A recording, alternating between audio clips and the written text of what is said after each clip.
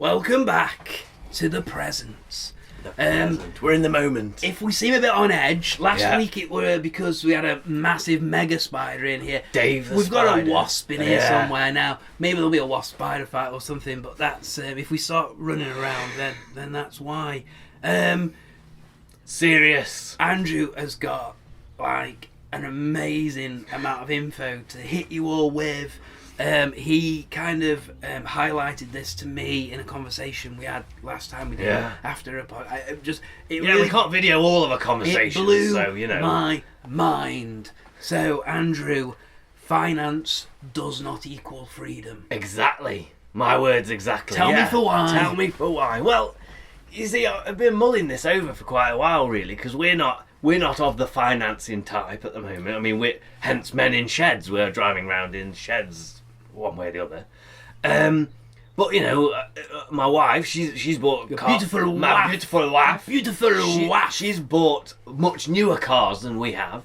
Not on finance, but it's put me in a position where I'm sort of in a dealership and I'm all sniffing around, and you can read the not necessarily the fine print, but the offers. And She's finance generation now, isn't she? Because like when we were a bit Yeah, younger I and stuff like suppose that, so. you didn't really finance was a bit new. Yeah, a bit all, but it's kind of like whatever to her, even though, like I say, she's paying them straight off. So, but and I was struck with this idea that, you know, arguably there are maybe less car manufacturers than there used to be if you take out all the sort of Larders different and times. Tatters and all these sort of random, you know, companies. But really, there probably is more choice.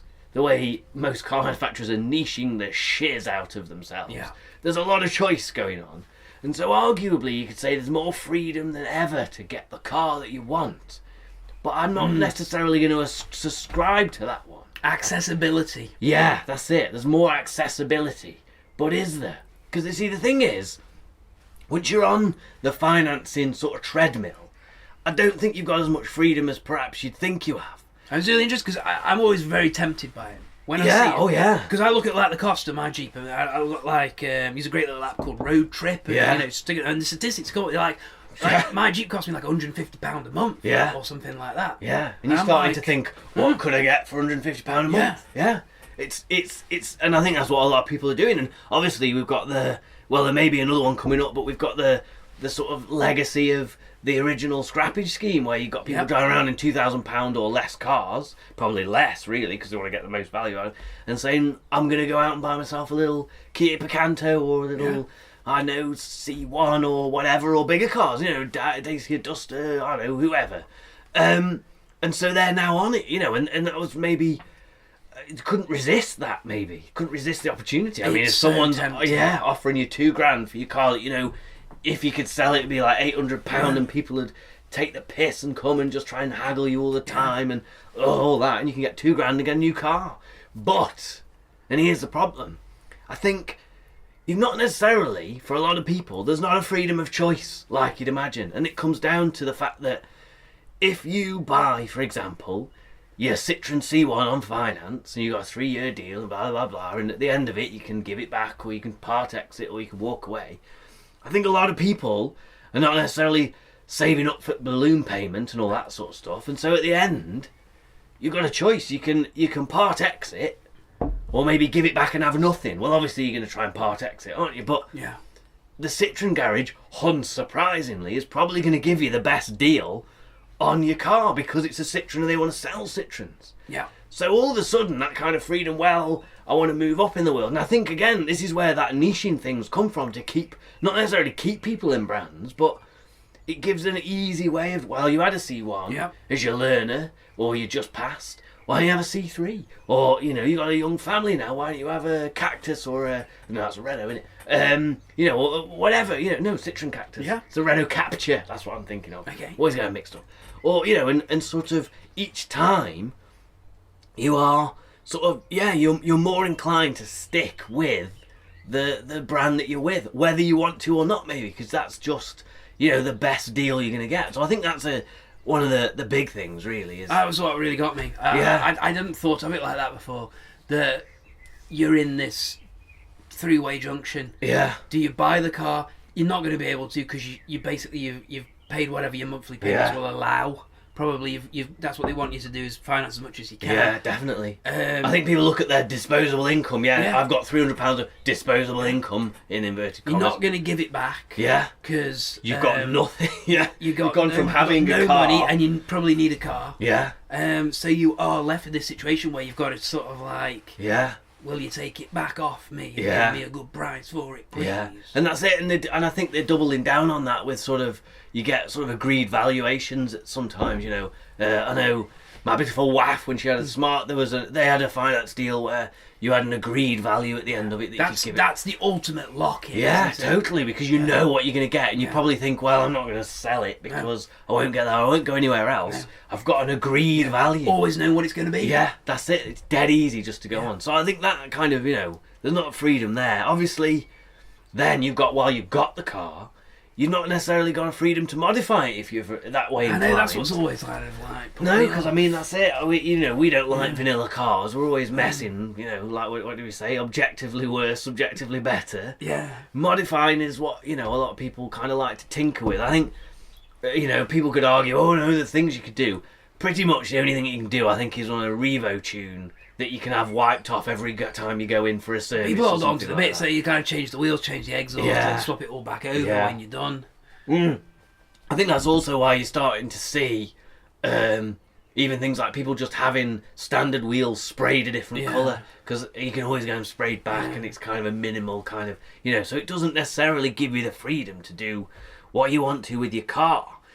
And I would say that finance-led markets don't always give you what you want either, and kind of they can be skewed, because you've got things like, I know from a certain motoring website that there was a time when you just didn't buy a Golf GTI because a Golf R lease deal was so good. Yeah. Why would you? Now the thing is, like, most rational people, if you've decided that you love a Golf GTI, you want that crazy tartan seats and you want all that, even the most rational person is going to go into that, hear on Grapevine a bit about Golf Rs, and probably end up buying a Golf R. You wanted a GTI, but they're going to buy a Golf R because the lease deal's so good, better car, keep up with the Joneses, you can have a Golf R, it's this big halo product for that particular hatchback. So, like I say, why wouldn't you in a way? So I think, again, your freedom, even within a brand, can be skewed by finance, and also... I think long term as well. It's like if you're locked in, I always find it interesting when you talk about like when you talk about the history of like the M cars or something like that. If you've got an M car and it's on a 3-year lease deal and you love that atmospheric V8, ridiculous kind of thing, and then the next one comes out and it's twin turbo V8, well, that's it. You either have that, or you maybe don't feel that you can keep your atmospheric V8 as much as you like it because it's a lease deal, and I haven't got the money to. Yeah. So whether you like, it's kind of this kind of, I think they can manufacturers can dictate to an extent because you're locked in. They can just that's your lot. They in a manipulate. way. That's it. It's a manipulation. All the while telling you why it's better and there's more power and there's more torque, and you go and believe it and you go for it, but. I think, you are completely at the whim of change, aren't you? Which is not freedom, really. They want to change the game a bit with the M3 or the M4 or whatever. You're stuck, maybe, depending on... Yeah, I mean, like I say, when we were younger, finance wasn't as common. It was a bit of a weird, quirky thing that happened with, like... New car, we're like... Oh. It was the new little brands, the weird brands that came in, Sanyong and... Daewoo and people like that kind of brought it on, and if you don't know why car manufacturers want you to buy a car and finance, it's because they have deals with the finance companies, and now these days a finance company is much more willing to give people money because you're easily trackable. It's easier to go after your assets, it's easier to chase you through the courts and everything else. So they kind of like, delicious, My beautiful wife, when she bought her Fiat 500 earlier this year, she got the money. They still offered her finance. Yeah. And they even said, look, if you take the finance out, we can give you another 250 quid off the car. You can keep the finance for 6 months, pay it off. The interest that you will have accrued in that 6 months won't negate the saving that they've made. So you'll still have saved money. Here's the brilliant, save money. And then you can get out of finance. Obviously, they're hoping that you're just going to end up £80 a month or whatever. It's easy to pay this. I'll just keep paying it. Why get rid of that nice little lump sum I've got in my savings account? I'll just keep paying it and then lock in. There you go again. They do. They want us to lock you in, and ultimately what they want to do is they want to turn your £150 at 3% into £50 at 8 or 9% over a much longer time. So they want you to default, they want you to fail, they want you to struggle, because then they can come along and they can say, okay then, well, we'll refinance this for you, and you're going to basically be paying off a car for the rest of your life at an absolute fortune. Yeah. And so, I mean, it's interesting, we were talking about this, and the BBC actually had an article about PCP and the rise of PCP, which is personal contract protection. We should have researched this before. Should we dub it in? No, we can't dub it in. So PCP, but it's the new, there's hire purchase that used to be. Oh, yeah. And now there's PCP.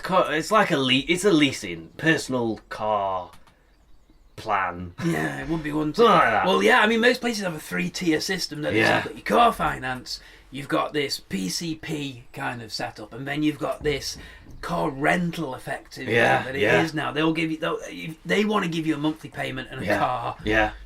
And so it was interesting because that kind of, just happened to back up some of. And the thing is, if you read that article, it's Googleable or searchable. It's quite recent. It is interesting because I'm not. Like, we definitely can be critical about the manufacturers and finance, but it's also to be critical of people, because people are sort of, I mean, the woman that they interview on that, by her own admission, was sort of, 6 months before my finance was due, or they rang me and told me about a new car, and I went, go on then. Yeah. I mean, you're not helping. That's freedom being taken away from me, but that's you failing to, failing to grasp any freedom you did have by just going, go on then. But hers was a really interesting example because hers was Nissan, and she'd done something like Nissan Note, Nissan Note, Nissan Note, Nissan Micra, Nissan Note, Nissan Duke. And that kind of proves this sort of, just keep throwing them the deals and they'll be back, And I know my wife had that with my bit for WAF. Had that again with the smart car. She was getting deals through when her financing, because she financed that one, and she's canny. She's canny. I know she'll think I'm boasting. She's not. But she bought a car. Clever girl. She bought a car on finance that she knew she could also save up the balloon payment on. So she got all the options at the end of it. And so, but even then, 6 months before her final payments were due, VIP event, come and look at the new smart car. They're just on you all the time. So very clever, very manipulative. And because they want to sell you something for more money. That's how finance works. It's amazing how many people don't realise that's how finance works. If I can sell you this mug for £5, that's good. If I can sell you this mug for £15 and you don't realise you're paying £10 extra over the 3 years, all the better for me. And the thing is, so we've both come up with some figures here. We have. One of our sets of figures is much better than the others, and I'm not blowing my own trumpet, so you can, But so I was curious about even if you take away, because it's a bloody complicated business, isn't it? Which you know firsthand. We're going to come at you with some numbers. You've gone through some fair numbers. Yeah. But I thought, right, let's strip out the deposit, the final value, whatever, servicing, all that. I'm just curious because a lot of the time you hear people, well, it's only so much a month. It's only £100 a month. I've seen it on, a lot of sites when people go, how much for a Golf? And they go, it's not £30,000, it's a month. And that's a really interesting way of looking at it. But I've got some figures here just because I find this interesting. So, £169 a month for a Suzuki Ignis, middle of the range. £169 a month. Nothing, that isn't. That over 4 years is £8,000. That's a lot of money.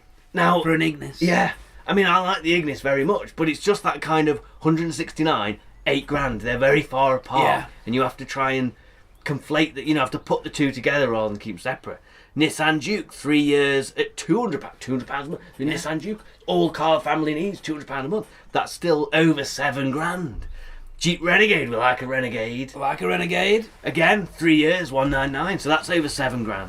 A BMW, and this is now, I felt dirty. I had to go on the BMW website and the Audi website to get these figures. Don't worry, we both went through that dirty. We have been through the ringer. History we have been through the ringer with this one. So BMW 118i M Sport, 4 years, £240 a month. £240. It's not much, is it? Not that much.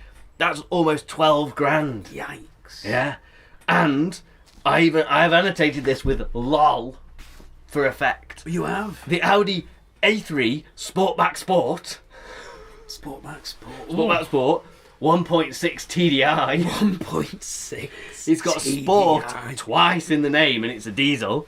3 years, £270. £270. Yeah. 3 years, fine. Yeah. That's just shy of 10 grand. 10 grand. And to round it off, To not have a car. yeah, to not have a car, exactly. And this is car. not. We're talking not even about. That's for the privilege of just driving around in it for Yeah, years. have a privilege of driving around in a Sportback Sport. And finally, these are all new, by the way, new offers.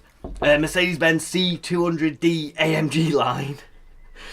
That's £365 a month. So that's hefty now, getting a bit hefty. 3 years, that's 13 grand. 13 grand. And it's the same, even if you buy nearly new, because a lot of places will do nearly new offers now. So I remember my beautiful wife Smart for 2. That was 3 years, £80. I mean, £80. £80? £80. You could go out. Falling out your pockets, £80 a month. You could go out twice in a month and eat that. Yeah. Eat £80. Easy. I could eat £80 That's in a still night. like 3. That's still 3 grand, pretty much. By the end of £3 it, grand for nothing. 500 For thin air. because she was offered this, so that was a 5 years at £80. 5 years. 5 years. I mean, no one keeps a bloody car for 5 years anyway. 5 And not even go there. That's almost 5 grand. So there you go. Grand a year. That's it. And it's like, this is not even going into deposits and insurance and servicing. I mean, the servicing, like, you know, when you've got to have your car serviced every year. This is it. It was really interesting. Again, sorry to bleat on, but when I was in at Fiat 500 ago, we asked about finance and we were asking about servicing and all that sort of stuff. And what was really fascinating was the new 500s have yearly servicing. Right. Kate's, my beautiful wife's, Bit of a waff. has hers every 2 years. There's no difference between those two vehicles. I mean, it's had a refresh, but the engines are the same. And it's simply because you can fleece more money out of them when they're on a service plan and you've got to have it serviced for your finance. Do it every year. Got to do it. Those costs are very, very hard to find. Those costs on the website. Exactly. Impossible, actually. I found to find the costs on the website. And so I would say that, you know, when someone says, "Oh well, me Fiat 500 is only £30 a month," or, you know, me little C1's only £30 a year. Sorry, tax. It's like, yeah, but add in your yearly servicing, and all of a sudden you're essentially paying a combined service and road fund licence that would cover like a bloody Range Rover from. They fill in the gaps. They fill in the gaps where you don't see them. Anyway, that were my set of numbers. Go for it. Show the viewers and the listeners some serious. It's all on back Right there. then. Okay, This is some serious. We're gonna play a little game now. We're gonna play a little game of here's what you could have bought. I like this. I like this a lot. Okay then. So. What's the difference? What's the difference between buying a brand new finance car or buying a classic? Okay. How much sense does it make? How much sense does it make? Tell me, Christopher, tell me. The big thing you have to remember about this. You buy a car new, it's a depreciating asset. After 3 years, it loses around 50% of its value. It's not like buying a house. When you get a mortgage on a house, that makes sense because your house should be worth more than you paid for it originally. Touch wood. Yeah, touch wood. New cars aren't like that. So the thing is, first thing to mention, when you buy a car on finance, the second you drive it off the forecourt, you now owe more than your car is worth. Your car is worth much less than the total finance sum. You have to remember that. The second you drive off that forecourt, you are in negative equity on that vehicle. Listen to the clever man. And if you can't pay, if you can't make that payment, if you can't refinance, they're going to come for whatever else you own. And they've done a credit check on you, which means you probably own a house. And they're going to start coming after that. So you've got to keep that in mind. So what I've done is I've had a look at new car deals You got versus classic cars. Now, the thing you have to remember about classic cars right now is over the past sort of 10-15 years, we have seen classic cars appreciate quite rapidly. They are appreciating an average of 5 to 20% per year. does have to be a classic. You have to mention that. You can't just go Yeah. buy a 3-year-old car and it's just going to do that. But that's like it's interesting because that's better than most savings accounts sort of thing, isn't it? You know, your money's better in a classic, shall we say? It is, and that's interesting because at the moment we live in times where you can borrow at 3% on a car which appreciates at 5%. You can actually make more, but we're gonna get on and show you these numbers. These numbers will blow your mind. They are incredible. Blew my mind. Fiat 500 pop, current promo deal on Promo as deal well. So this on- is like on the Fiat website. You pay a £1,380 deposit. They make a deposit contribution. You're limited to 6,000 miles per year. Yeah. You're going to pay £11,630 over 4 years at £139 a month. That does not include maintenance or insurance. For the same monthly payments, you could go to Tesco, get a loan at 3.3% for £6,000. Add that onto the deposit that you would have obviously had to buy the Fiat. You now have £7,380 to buy. You could buy, I've gone for vehicles, these are vehicles that are for sale on certain websites. you've been doing the real datas on this one. Doing the datas, and so I've gone for sort of comparable, sort of kind of funky cars in the same area. You could buy a mint Mark II Golf GTI, and I mean mint. Pristine. A offensively clean 205 GTI. You want to go a bit older? MGB GT. Oh, wow, get How you about a classic fine one of Beetle? them. If you're a bit quirky and you like that kind of thing. Classic Mini Cooper, of course. Why not? Why not go for the original small car? You can get a Figaro. We love the Figaro. Be a little bit alternative, be a little Japanese. You could probably get a PAL for that. You could probably get a PAL. You could get an Alfa Romeo GTV. And the thing is, when you compare the maintenance costs of these new cars, it's no different to going to a specialist. These are classics. These are parts available. They have people that appreciate them. They have clubs you can join. And the thing is, if you hadn't bought anything and you just saved the money over that time, the same monthly payment, you would have saved £8,052. So if you were prepared not to run around in a car or continue with the car that you've got and just spend that money, that's where you'd be after what was that? That's 4 years. That would be where you'd be after 4 years. The thing is, if you bought a classic, now what you could do after that 4 years, you bought a classic, so you bought a Mini Cooper. You can set fire to that Mini Cooper on the last day after 4 years. You can set fire to it, and you are in the same place. You're in exactly the same place as you would be if you'd financed a new car. This is it. That's a scary visual, isn't it? That's damning. That is. After 4 years, you've still got a car. And here's the even better thing, because if it's appreciated at just 5%, that car is going to be worth an extra £2,000. You're £2,000 up on where you started. And you could sell. It is speechless. You could sell at any point. If Tesco knocked on your door and said you've got to pay that loan off now, you can say, okay, then put the car up for sale, get a competitive price for it. You can still pay it off. You don't end up in negative equity or anything like that. And because you bought a Minter, people are going to be knocking down your door to buy a Minter Mini Cooper or VW Beetle. They probably are. Plenty of fun. And people are going to like you more. They're going to see you more as a car fan. You're going to be interested. They are going to like you just more. Gonna like I'm sorry, but if you've got a classic Mini Cooper or a Figaro or an Alfa Romeo GTV or an MGB GT, you are going to be considered a much cooler car person than a Fiat 500 Pop. You're just going to be considered a cooler person, full stop. Yeah, definitely. And more financially stable. Yeah. Focus RS, this is a 3-year deal. This is not a promo. So you want a Focus RS, guess what? Ford don't have a pro in the Focus. They don't make money on these cars. Dealers hate selling them. They're an absolute nightmare. 9,000 mile a year limit, because maybe you got a bit of commuting to do like that. You put a £3,000 deposit on that bad boy, no dealer contribution. You're going to be paying £16,752 over 3 years to not own a Focus RS at the end of it. What could be better? £460 a month. You could rent a flat. Rent a flat for that amount. No maintenance, no insurance. At 3.3%, you could borrow £15,750 from a bank like Tesco. Other banks are also competitive on this. Yeah, we're not being sponsored by NatWest and people like that. Plus a deposit, that would give you £18,750 to buy a classic with. There are a lot of cars. And the list is endless. Okay, you could get a 911 Carrera C4. Carrera. Come on, lads. 911 Porsche Carrera C4. Better with the numbers today than the words. You can get an Evo 6 Tommy Mackinnon edition. You can get an R32 or an R33 GTR. These are good cars. These are good cars. Bollocks are these good cars. They're fucking immense. You could They're get, I mean, amazing these cars. are tidy cars. These are tidy cars. examples. You could get a wild, I put wild Impreza, because you're not going to get a standard Impreza. Yeah. You're going to get a breathed on, happy little Impreza there. You could get a Sierra Cosworth and have a proper RS4 from an amazing era. True. Plus, a £2,000 holiday to the Caribbean all inclusive. Yeah, nice.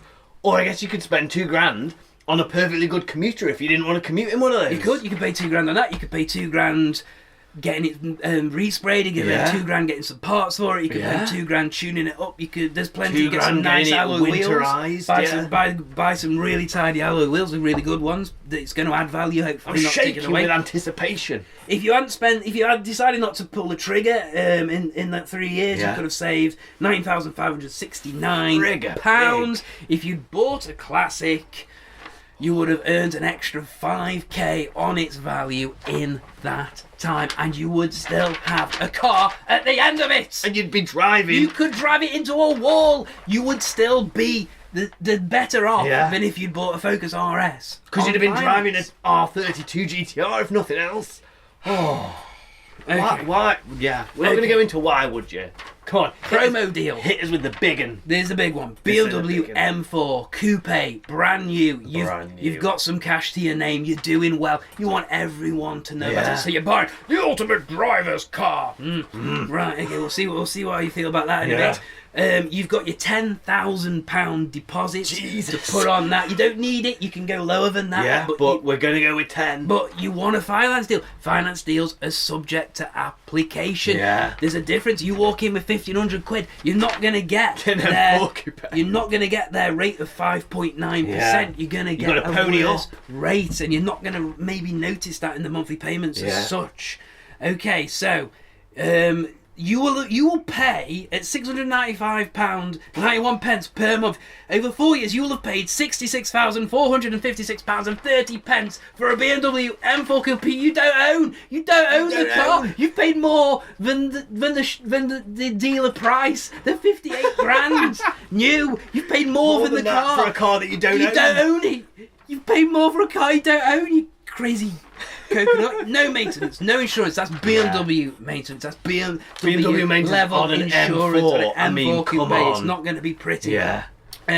This gets a little bit more complicated because BMW compete with the banks on loan rate. Yeah. So BMW are happy to let you borrow the equivalent of 65k at 5.9%. Banks aren't going to do that. No bank manager in their right mind is going to allow you to come and sit down and say you want to spend 60k on a car, because it is financial insanity, and not going to allow you to do that. However, you can buy up to 25,000. You can borrow up to 25,000 at the moment at 3.5%. So that's a lower we're well rate. under half. So yeah, £150 lower per month payments. £150. And what are we going to get? What are we going to get with that? Okay, well, for £150 less, like somehow that's going to make a big difference. Now they're just going to be rotters. They're going to be rubbish. rotters. Tell me all these rubbish cars you've only got 35k. I've only got 35k. So I don't know, Lancia Delta Evo. I mean, yeah. Would you be interested in one of them? Would you be interested in 80s 911 Porsche? Which is basically like going to sit in your garage just shitting pound notes at you. Just have some more money today. It is. Have some more. And we think they're ripe for electric conversion, so people don't get upset about that. I think they're ripe. You put electric conversion on, it's going to be worth even more. Exactly. How about an NSX? They're quite good, aren't they? I've heard good things about them. Around on the grapevine. On the grapevine. Something about Ayrton Senna. Okay, maybe you love BMW and you're a sociopath. BMW M535, BMW M635, BMW Z3 Coupe. These are cheaper. You're saying this isn't going to eat up your whole 35 grand. You've probably saved 5 grand. Yeah, Z3 M Coupe, the bread van. Yeah. Okay. How about we go a bit silly? Bentley Continental Turbo R? Why not? Why not, sir? Why not? Would Sir like some turbo with his Bentley? Would Sir like a stately home that goes like a rocket ship? Go on, Ben. TVR Cerbera, because you like driving around an upside down bathtub, but at least it was British built, and it's styled buy a dog. Yeah. I mean, come on, you could not want that. How about a TVR Tuscan Speed 6? Oh, you filthy A beast! car which can read out and no one can... What's a TVR Speed? Yeah. You'll know when you see one. You'll know when you see You'll know one. when you hear one. And it's, yeah. How about this? 1,000 bhp Supra wide body. Found one of those on there. I'm giddy. That's I'm a bit actually interesting. giddy right now. Being Come on. king of Supra owners. I mean, Bloody hell. Supra's pretty much the fastest car. Yeah, exactly. Supra is the fastest car you can ever buy. Exactly. You go on YouTube, look at any street race. Supra's the Supra- fastest car in the Supra world. wins. Nothing's Supra faster than a wins. Supra ever. How about Impreza P1 AS? I don't even know what a P1 I don't even know what AS is. But I want but it's got one. more letters. How about hexadecimal joke? The Oh my Impreza God. 22B. I like. Hexadecimal joke 333, isn't Yeah, it? yeah. That's one of the reasons, isn't it? Yeah. They're all. We could. Yeah. We could talk about that. How about an Yeah. RB5 Richard Burns Special Edition? This is. And of It's off the course, chain. because it's me, you could get an Escort Cosworth. Yes. Lux, Lux. which What's is- the Lux? Is that like extra Got comfy like a seats sunroof stuff? and Oof. electric windows. Different times. If you Call hadn't that bought Lux. anything, you decided to wait 4 years, you could have saved up £43,000 and bought something even more fancy, getting into kind of Ferrari territory and stuff Yeah. like that there. If you bought a classic and it appreciated at 5%, which is probably, that's going to bring your base minimum Yeah, on these for kind those of kind of classics, cars, yeah. like an 80s 911, they're going at more like 20%, Yeah. but even at just 5%, you would have made an extra 8k. You would have made £2,000 per month. You would have made Per year. So £2,000 per year. Yeah. Two £2,000 a month. That might be on the 20%, but yeah. Wow. Yeah, That is you just got to find a specialist that you can Yeah. get to maintain and look after these things, because you're probably gonna want to have that in its service history I'm and giddy. stuff like that. I'm mean, giddy to not have finance. I I, know. want to go out right I now know. and not get finance. It's a trap. Don't do it. Go and buy. You can go. You can have. Yeah. If you are right now seriously looking at a finance deal, maybe it's just a little Fiat 500 Yeah. pop. You could have a classic, an absolute classic, and Yeah. they aren't quite as refined, but they aren't that far. Alpha GTV isn't that far off. Yeah. A new Fiat 500, Yeah, really.